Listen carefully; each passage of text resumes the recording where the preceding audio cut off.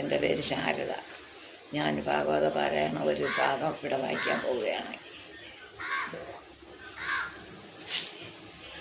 ഓം നമോ ഭഗവതേ വാസുദേവായ.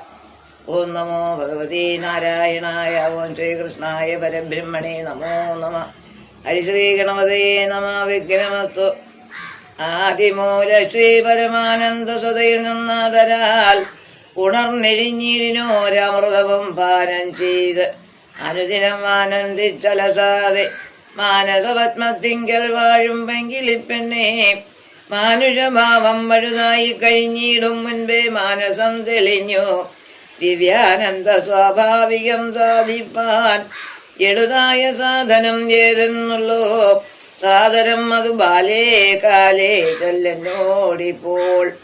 ചൊല്ലുവാൻ അനേകമുണ്ട് ഓരോരോ മുനീന്ദ്രന്മാർ ചൊല്ലിയ വേദാന്തസാരാദികൾ ബഹുവിധം ചൊല്ലരുതവയൊന്നും. നമുക്ക് പുരാണങ്ങൾ ചൊല്ലുകെന്നതും കേൾക്കെന്നുള്ളതും ചെയ്യാമല്ലോ.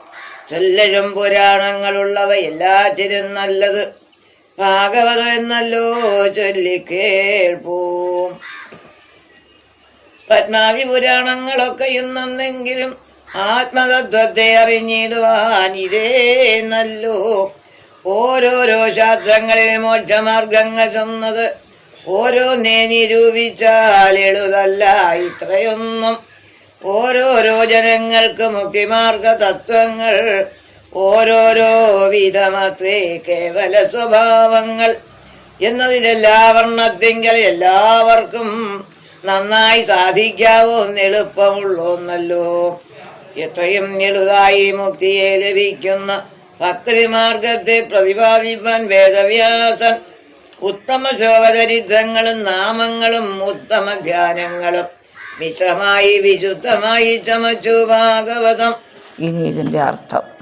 പരീക്ഷത്തിന് ശുഗമഹർഷിയുടെ ഭാഗവത ഉപദേശം പറഞ്ഞു കൊടുക്കുകയാണ് സനകാദി വൈകുണ്ഠത്തിൽ. നന്ദി.